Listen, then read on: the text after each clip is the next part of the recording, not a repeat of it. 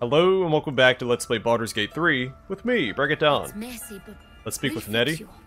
I see you. Just give me a moment. Is there anything I can do to help? A moment. Vis medicat. There. It's up to her now. Life or death. Now, what was it you needed? Healing. Looks like I came to the right person. I do what I can. For most folks, that's enough. Come here. Let's have a look at you. You seem healthy enough. A bit tired around the eyes, maybe.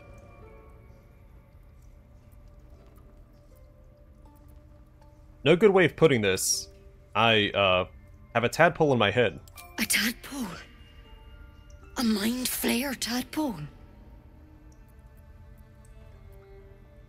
You know of them. Can you help me? I'll do what I can. Come, follow me.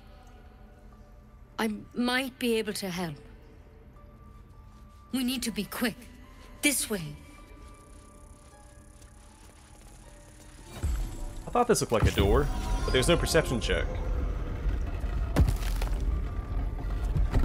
Need to find a way forward. Whoops. There's something in that vessel. Take a closer look. This one had the same problem as you. Attacked us in the woods together with some goblins. Tadpole crawled out of his head soon after. I'm hoping for a less grave cure.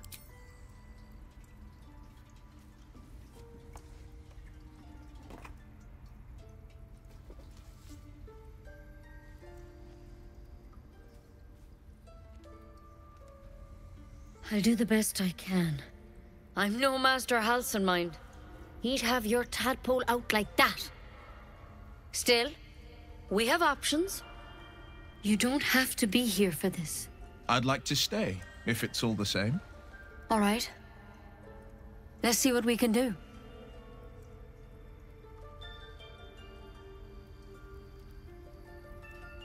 Thank you. I'll take anything that can help. Of course. Now, tell me what's been happening. Any symptoms? Strange events?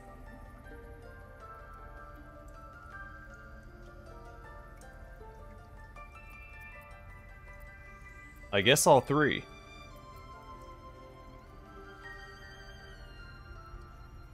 Option 1 is probably the biggest deal. I can merge my mind with anyone else that's infected. Victims can identify each other. Not that the others know they're victims, of course. How'd you pick up the parasite? Halcyon was desperate to find where all this was happening. On a Mind Flayer's ship, I was kidnapped and infected. A mind flayer ship? But Master Halcyon was sure. Look, you've been straight with me, so I'll be straight with you. You're dangerous. If you transform here, we're all dead. But you seem like a good soul. You deserve a chance to save yourself. This is a vial of wyvern poison. Swear to me, you'll swallow it if you feel any symptoms. Yeah, that's what I thought. She was gonna try and kill us. That's why she said they didn't have to be here for this. What she'd probably do is, after the fact, tell them that she did her best, and I died in the process.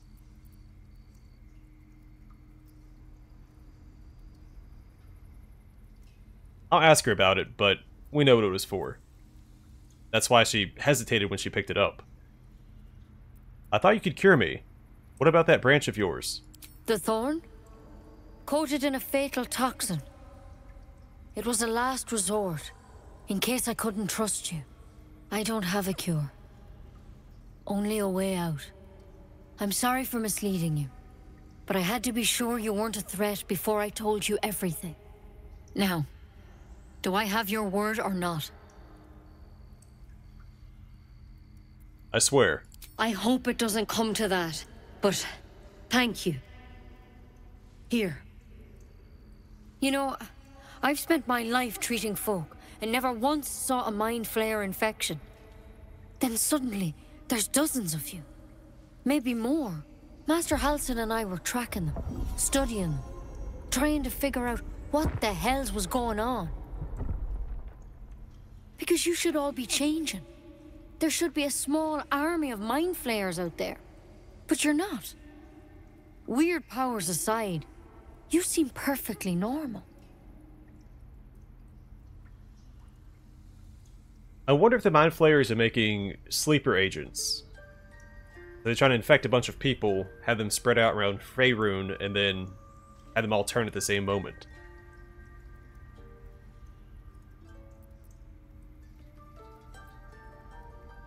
You must have learned something from studying them. For one, that thing in your head is like nothing we've ever seen from mind flayers. It's one of their worms for sure.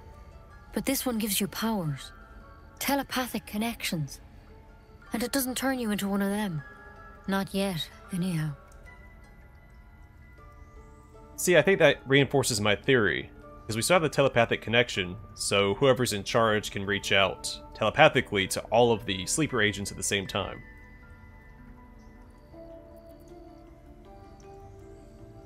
You said you were tracking other victims. Did they change? Hard to say, but there's a lot we don't know. Infected, folks like you, have been converging on an old temple of Selûne, and I've no idea why. When Master Halsin heard the adventurers were heading that way, he saw a chance to get answers, joined on the spot. Whatever he found there, he didn't make it back.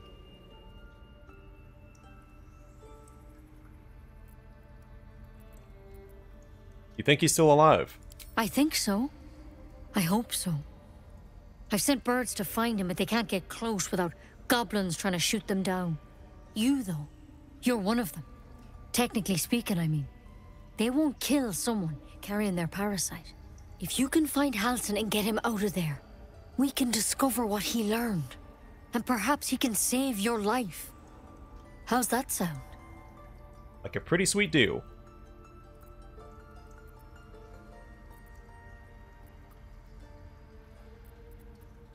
It doesn't matter, it's still right to save Halsin. Alright, I'll find Halsin. Thank you. It would mean everything to the Grove. To me. I wish I could tell you more. But only those adventurers know what happened out there. All I can say for sure is they all went to the old temple of Selûne. And Master Halsin didn't make it back. Good luck out there. And if things start to go bad, remember the vial. Remember your oath. One step at a time, Nettie. Come on. Any word on Master Halsin?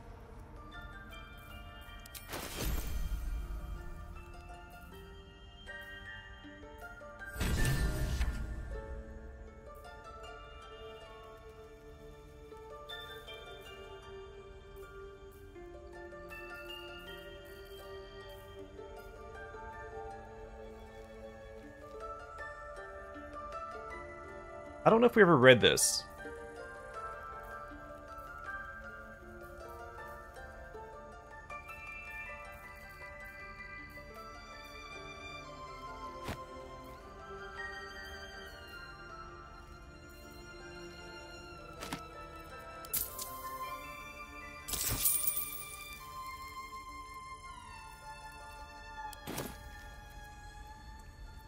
You know where Halsin went? He and the adventurers were headed to the ruined temple in the west. Master Halsin studied that drow for days, and he was sure something at the temple could help his research. I'm praying he was right. Oh, by Sylvanas, I just want my bed.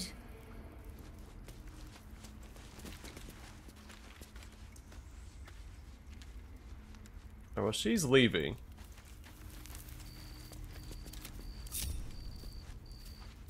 May as well use this opportunity.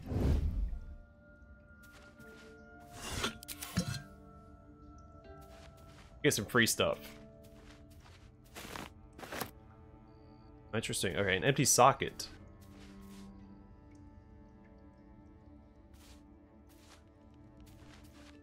So this looks like a puzzle of some kind. By puzzle, I mean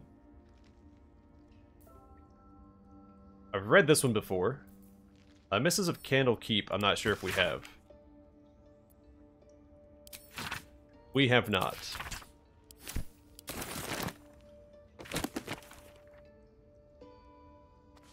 I think this is new as well.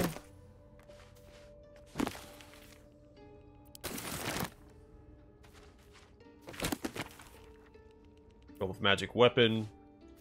That's also new. Alright, a lot of new books here to read. They won't see me coming. I can use it as if I use it. It's highlights.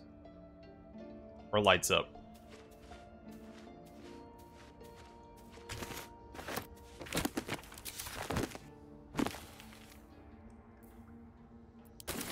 Alright, so I read the Soul Coins one, but not the other one.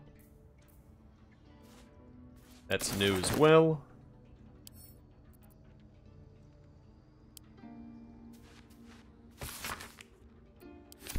Alright. Let's go and read it. So it's a sightings record. Long list of owlbear sightings in the region, separated by date. The latest entry, written a 10-day ago, says cub. Word is underlined several times.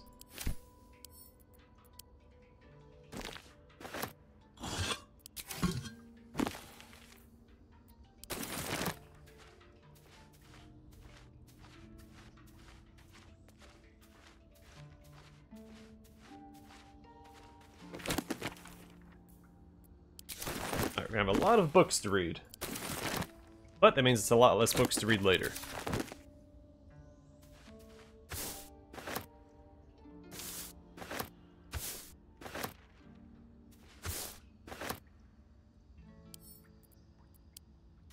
Alright, this is called Personal Account.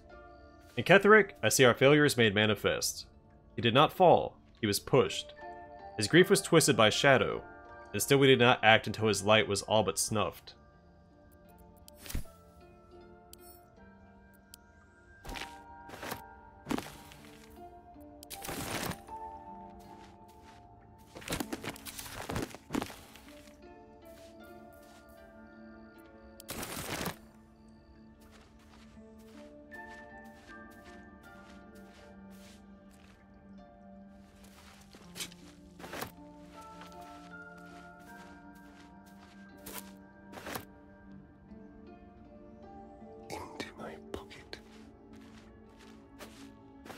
I got Halsin's pipe.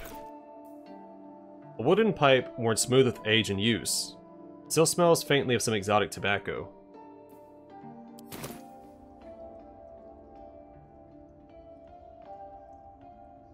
Alright, hastily written note. My dear Nettie, I entrust you with the circlet to open the library. Wear it always. You need to enter the vault, talk to Wrath. He has the rune, but won't give it to anyone. Be sure you have good reason to ask. Sorry, so be sure. Take my research while I'm gone, and take care of the animals. Don't give Fish a tuffet. He's getting lazy. Master Halsin. Okay, so the final rune here, Wrath has. How do we get it? Maybe we can steal it? Or, maybe if we save Halsin. Notes on Drow Parasite. Anatomical sketches of both a drow and an illithid tadpole are accompanied by notes written in an urgent scribble. The parasite was nestled deep in the brain matter. Illithid, undoubtedly. Yet the host seemed unaware while alive. The visible signs of ceramorphosis, there we go, on the cadaver. Most strange. The final note is a single underlined word. Altered. If there's a cure, it seems Halsin is the one to talk to. We need to Hey, Halsin's Journal, Volume 1. Assuming he's even still alive. Oh, he's alive. And we're going to find him. Extraordinary happenings. While meditating in the forest, Nettie and I were ambushed by a pack of goblins, led by a drow. We had no choice but to defend ourselves. But that is not the extraordinary, or rather disturbing part. On the drow's death, a parasitic creature emerged from the corpse and attempted to escape. I managed to capture it, and have the host cadaver here in my study. I've told no one of my fears. Nettie suspects, but knows better than to ask. I'll investigate further before informing the others. Kaga will demand answers I don't yet have. I had better record my further findings in a separate volume, keep them upon my person, lest prying eyes jump to the wrong conclusions.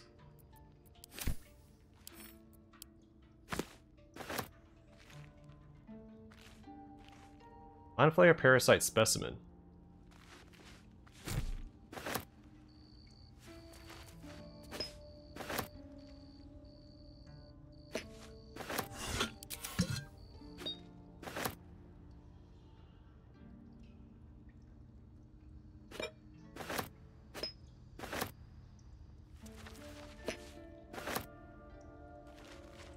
I wonder where they got the tentacles from. The guy wasn't changing. I guess it doesn't say it's Mind Flayer tentacles, and we are right next to a body of water. I don't actually know if it's the ocean or not.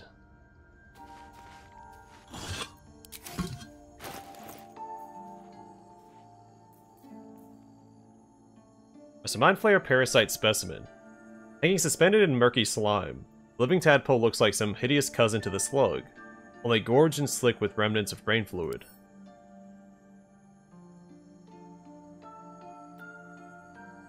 I can consume it. I'm not going to, though. So I've read On Death and Resurrection, Missives of Candlekeep. A select collection of the most notable letters sent from Candlekeep. Many are dry reports of celestial movements or incomprehensible details of arcane rituals. However, this letter catches your eye. The Sage Elminster. Over the past year, I've delivered many of your letters to Master Gorion, or Gorion, so I wanted to be the one to deliver this sad news. Alas, he's with us no more. Gorion and his ward left Candlekeep soon after your last letter to him arrived. So, the official pronunciation of Gorion is Gorion, but I've always said Gorion, so I'm going to keep saying that. They departed in the middle of the night, but were waylaid shortly after on the road to Baragost. The gate warden tells me that Gorion saw to it that several of his attackers joined him in the next world before he was struck down. I hope this brings you the same grim comfort it brings me. Of his ward, there is no sign. And some better news. I received your letter to the library, and was able to find much of the material you requested. It has been carefully secured, and will travel with this letter. Yours in honor, Kristen B. Shale, a librarian at Candlekeep. P.S. Hope you'll forgive my curiosity, but might I ask, why do you need so much information about Ballspawn? What exactly are you working on? That's a reference to the beginning of Baldur's Gate 1. Disorders of the Nerves and Mind, a treatise. Let's read the flavor of text for this. This book is packed full of meticulously copied letters, preserving even the handwriting of the originals. And then a medical compendium describing varied mental disturbances and their treatments by cleric physician Glenn Earl Mack. I think we may have read this one.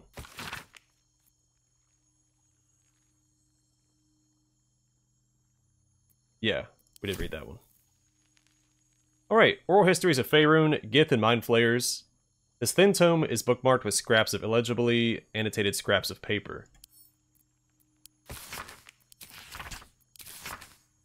This book comprises several chapters, one for each cited source. It claims to contain first-hand transcriptions of the oral histories of several storytellers throughout the realm. Chapter 4, Palador the Swift, 700 years of age. Wood Elf storyteller hailing from the Wood of Sharp Teeth. It took me several 10 days of quiet habitation in the wood, where the venerable Palador felt comfortable, revealing his presence to me. The longer I stayed, demonstrating I was no threat to his health and peace, the more open he was to gentle inquiry. This tale, relayed to me on a chilly morning as we stoked a small fire between us, was like none I had heard before or since. I asked if it were fiction. He insisted emphatically it was as true as his own right eye. Long ago, before my eyes and ears, before your lonesome quill, dear scribe, there was an empire of people, or perhaps only believe. An empire of brain-eaters, soul-wasters. They call themselves Illithids, the flayers of minds. The children of Gith were bowed, then in service to the flayers. A passionate people made to serve a cold belief. The flayers were untouchable, their minds a great oppressor. No proud will or passion could break Gith's children free.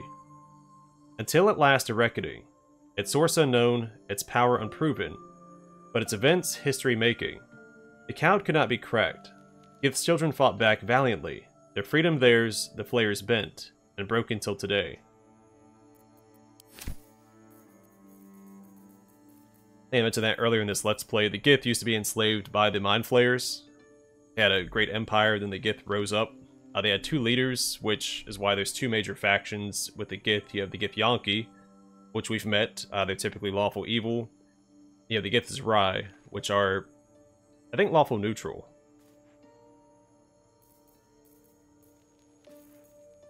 Alright, Magic of the Weave, an introduction. A hefty book for beginning spellcasters. Though mostly truthful, the author, clearly a wizard himself, seemed to possess quite a particular bias.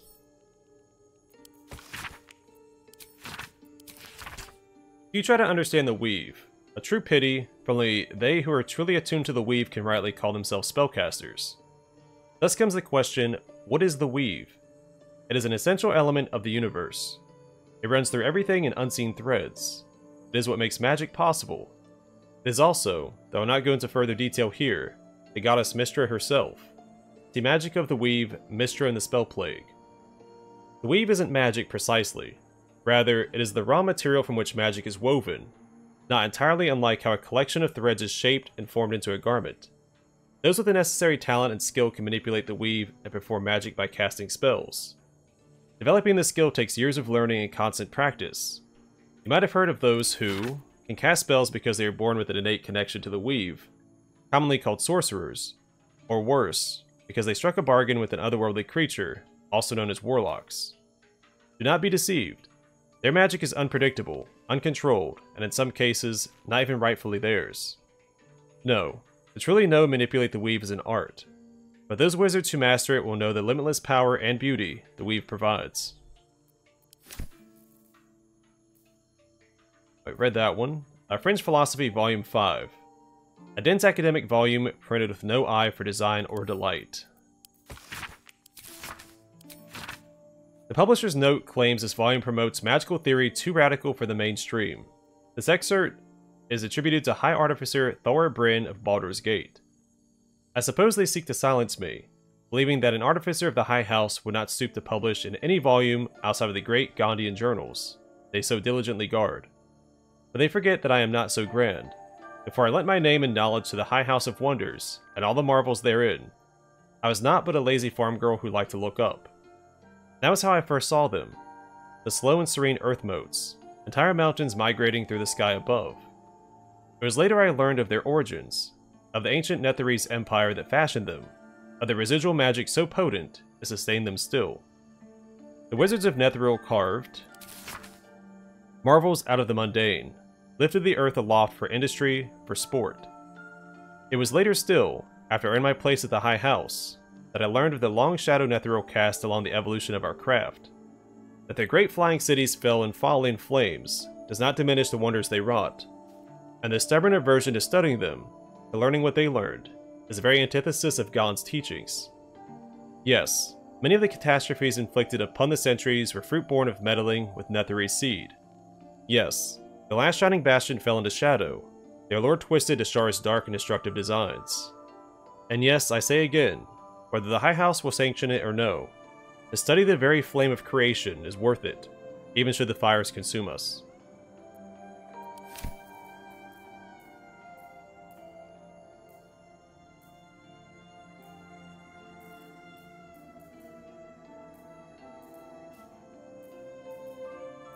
Alright, that's everything. Awesome. At least things have stayed interesting. Just want my bed. Oh, I don't think I looted the drow himself. I don't need any attention right now. Shall we? Just like old times. Oh, Drow's letter. Orders taken from the body of a drow scout. They're written in an elegant, if angry hand. Sounds like the drow. Track the druid. Find whatever burrow he runs to and report back to me. Remember, you're only a scout. Do not engage. Do not kill anyone. Simply observe and return. I shall decide what we do next. M.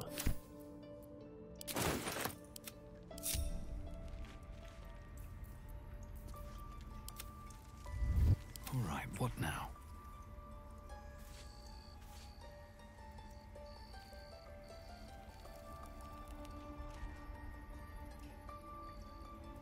Alright, so here's the slab. Easy path. Yeah, that leads to the cave.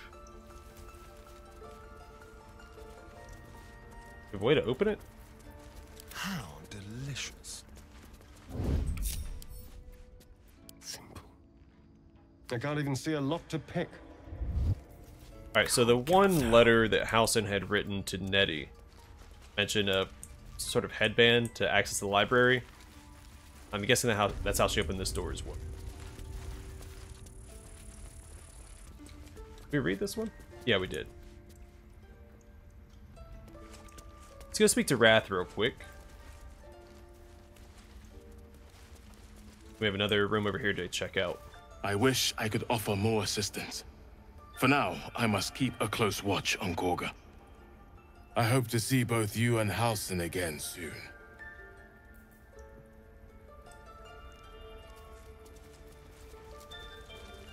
Should mind my step.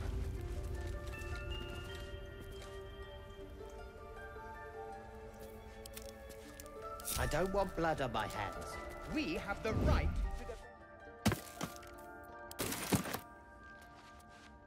to anyone, but I won't let this grove be harmed. Not again.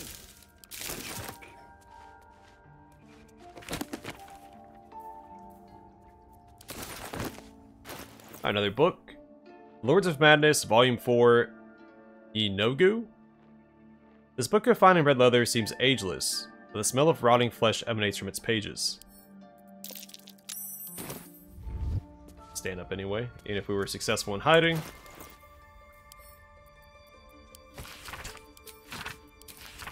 Of all the demon lords, few have made their mark on the world as firmly as Inogu. Though his ravenous hunger is claimed to be a mindless compulsion, there is nothing mindless about the thorough insinuation of his presence in the world via his chosen, Gnolls. But how are Gnolls created? First, a chosen of Inogu must do as their master wills. Kill. A hyena that then feasts on the corpse of the chosen's victim, and a Gnoll is born of the glutted belly of the hyena.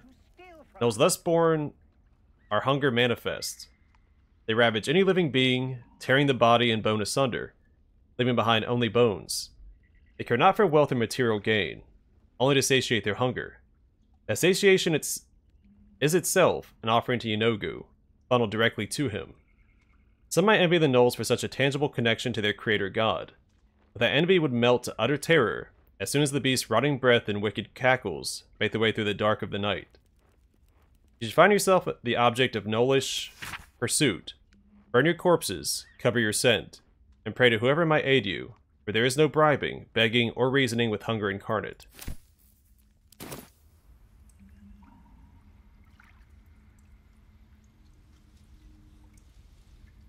There's a chest back there.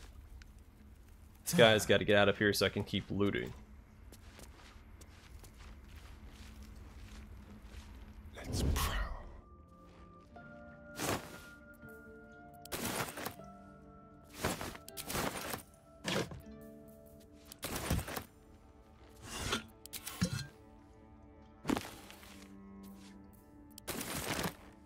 Stepping softly.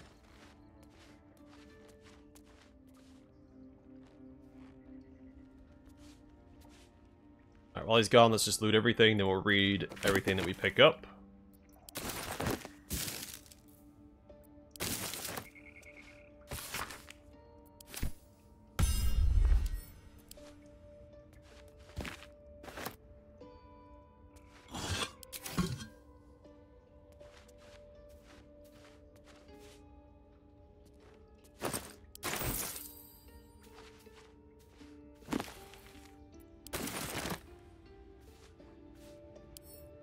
Let's have it.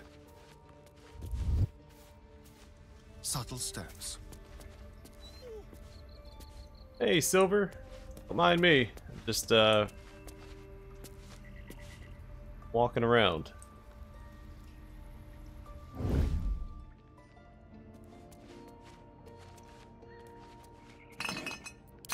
Stay low. Oh, I even see this guy right here. he turns around right now, we're in trouble. There we go. Once he leaves, we can loot this wooden chest and Kaga's chest. Still breathing, despite everything. Thief. Your stealing has caught someone's attention. What will you do? How'd he know? Try to talk your way out of the situation. I have the faintest idea what you're talking about. I've seen nothing unusual.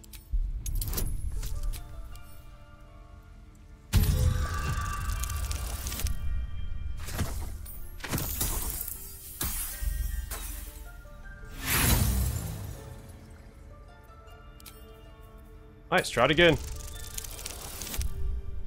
That's not any better. Come on, Astarion.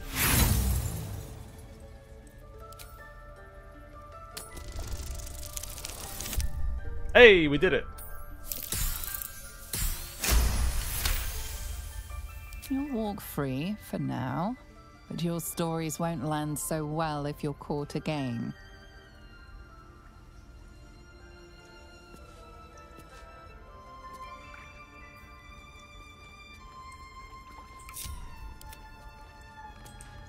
This way. Can't believe that. I don't know how he managed to see us.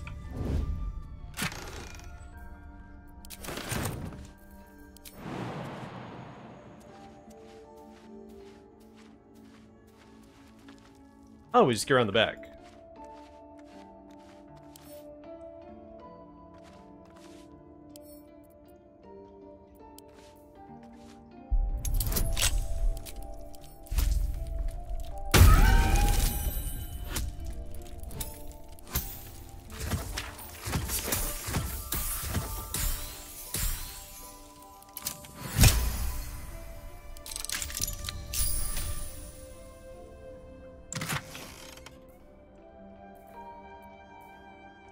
Oh, Shadow Druids. That might explain why she's so hostile.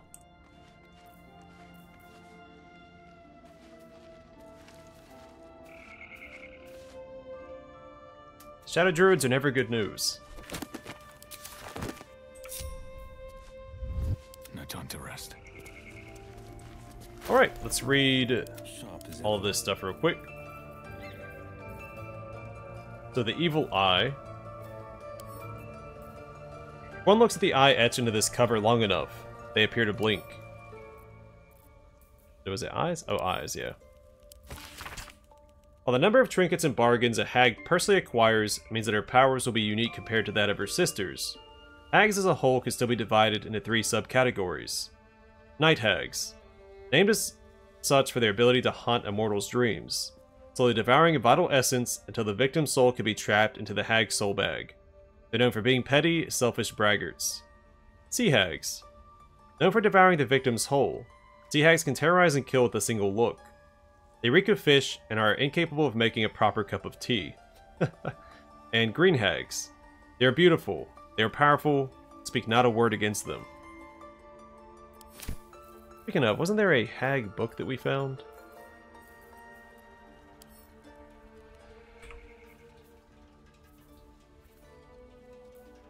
Yeah, Brush with Evil on Hags. Part of a series examining some of Faerun's more infamous creatures, this exploration on hags remains one of Soot's most popular works. An excerpt from A Brush with Evil on Hags, written by Elizabeth M. Soot.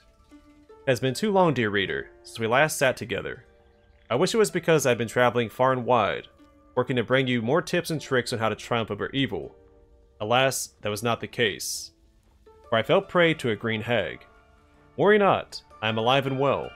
But I have spent the last 2 years in her service. One day, I'll share what happened in that darkened cell, but not this day. Instead, I come to you with a warning. We've discussed hags before, be they of the night, green, or sea variety, and how they're not to be trifled with. But even with all my research, I never truly understood what it meant to encounter one. Evil beings, hags rely on magic, deceit, illusion, and even blackmail to lure their victims in. I knew this. I repeated it many times to you, dear reader. I did not realize their charm, their allure. I did not know I would come to love her, that I would yearn to please her. She strung me along, tempting me with my wildest dreams. I thought myself clever, that I'd be able to outmaneuver her. I once bested a Glabrezu, sure that I could handle a green hag, and she let me believe it, until she sprung her trap. Hags delight in suffering, priding themselves on creating new and inventive ways to torment those in their care. And while I have escaped, I spend every waking moment in fear that either her or one of her sisters will come for me. For a hag coven does not let even the smallest of slights go unpunished. And so I return my previous guides to dealing with a hag, my suggestions for clever language and deceit. Instead, offer these words should you ever encounter a hag. Run, and pray she does not follow.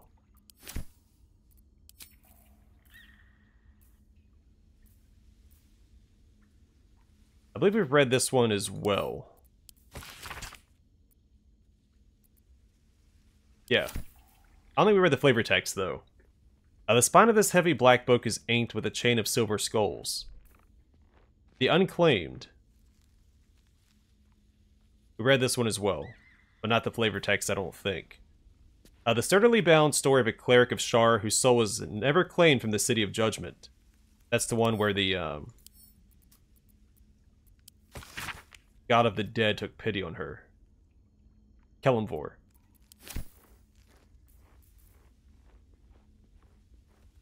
Grove Artifacts. A register of druidic relics and their uses. Tablet catalogs various magical artifacts of druidic nature. One particular entry has been outlined. Idol of Sylvanas. A ritual relic formed from the wood and resin of an oak touched by the Forest Father himself. Pray to it quietly to reap Sylvanas' blessing and commune with nature. Below the entry, a chalk note snakes across the stone. So much more. More prayer, more power. Bride of Thorns.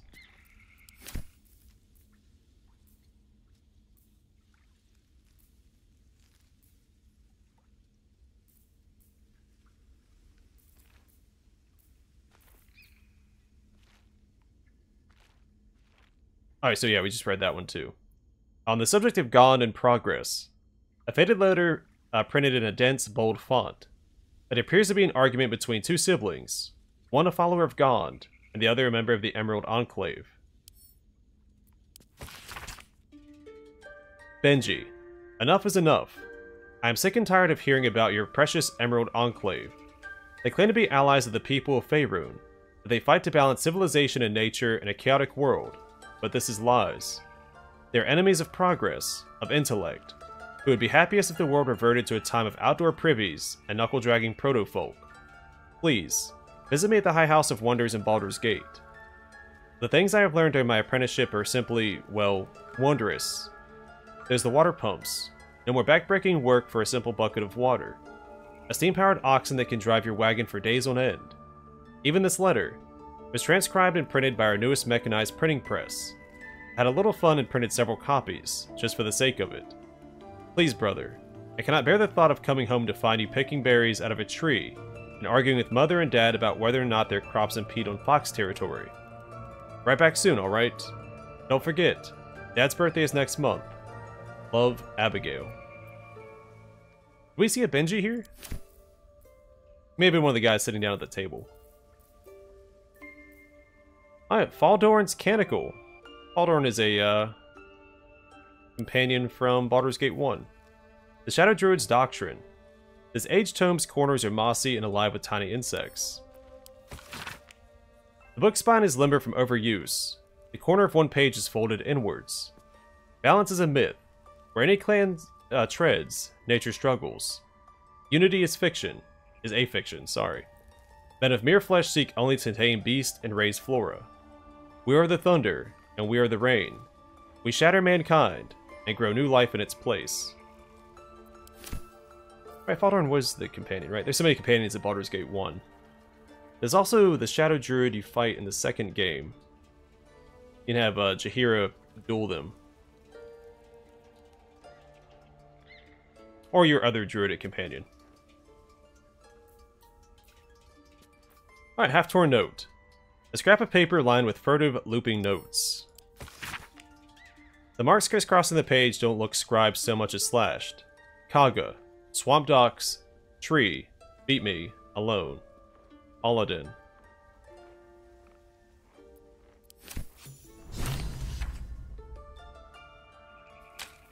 Interesting.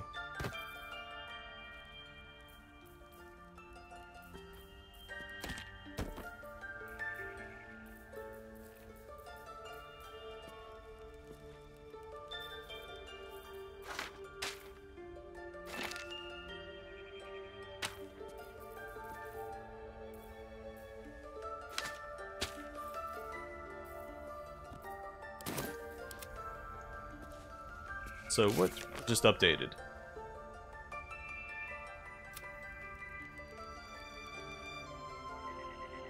She's working with Shadow Druids, or she is one herself. But it's likely she wasn't always one.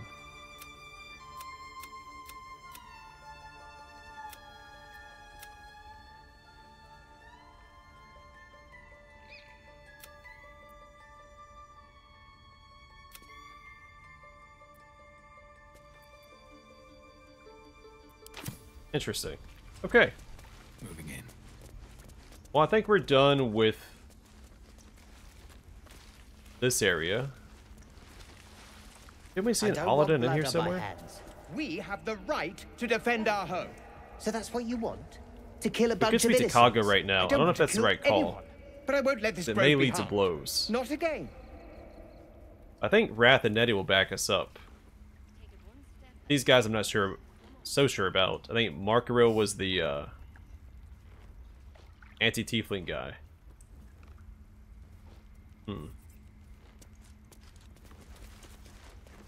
Wait, let's try talking to her real quick. Why are you here? I sent you to Zevlor. Yeah. Okay. I think that actually works in our favor, so we can go to the swamp and meet with this Aladdin guy.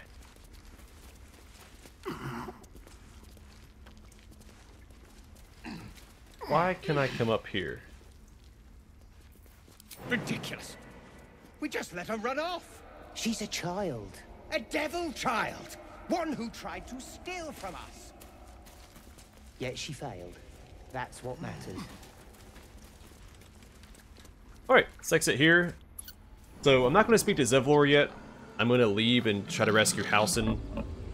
Because I feel like if I speak to Zevlor, we might progress that quest too far. And then the grove will be sealed off.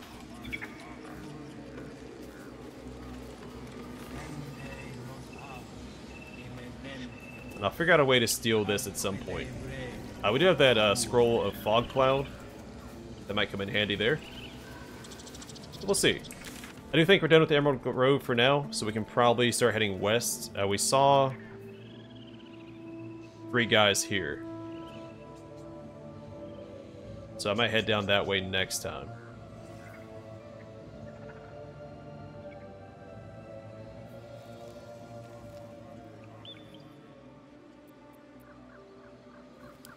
Yeah.